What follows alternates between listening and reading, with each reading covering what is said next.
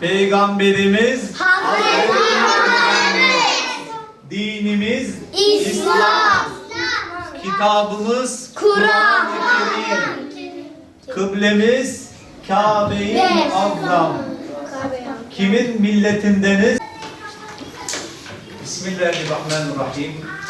Rahman ve Rahim olan Allah'ın adıyla Yüce Rabbimiz ikra, oku diye başladı. Daha sonra kaleme yemin etti.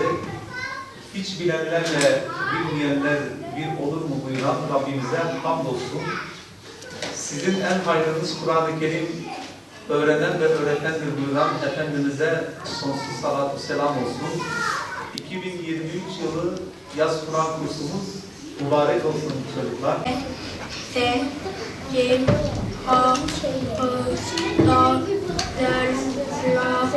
Hangisini? Den.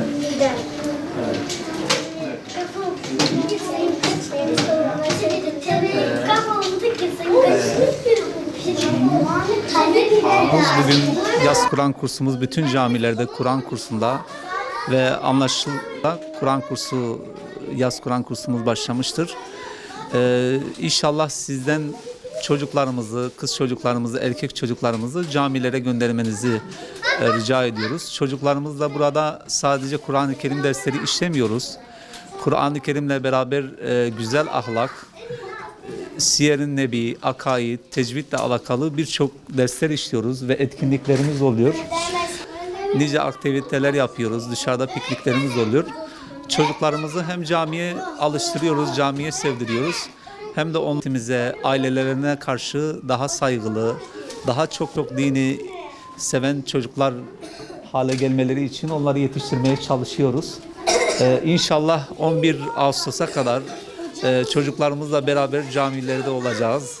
Bütün ailelerden çocuklarımızı camilerimize, Kur'an kurslarımıza göndermelerini istiyoruz. Zaman zarfı içerisinde ders işliyoruz. Yan sınıfta da gördüğünüz gibi çocuklarımız maşallah yoğun bir ilgi göstermiş. Burada sadece işlediğimiz derslerle yeterli kalamayız. Daha fazla sağlamlaştırabilmek için evde anne babalar da derslerine katılırlarsa, onları yetiştirirlerse iyi olur. Biz burada her şeyi veremiyoruz. Ahlak olsun, diğer dini temeller olsun, hepsi evden başlıyor. Dolayısıyla burada ailelere de düşen görevler var. Bütün ailelerden ricamız burada almış oldukları derslerin tekrarını da evde yapmaları, bize destekçi olmalarını istiyoruz.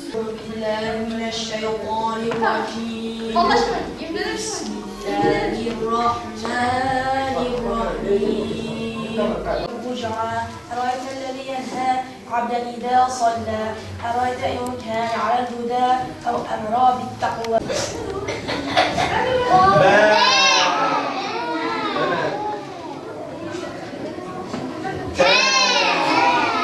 Okuyalım. Elif. Be. Te.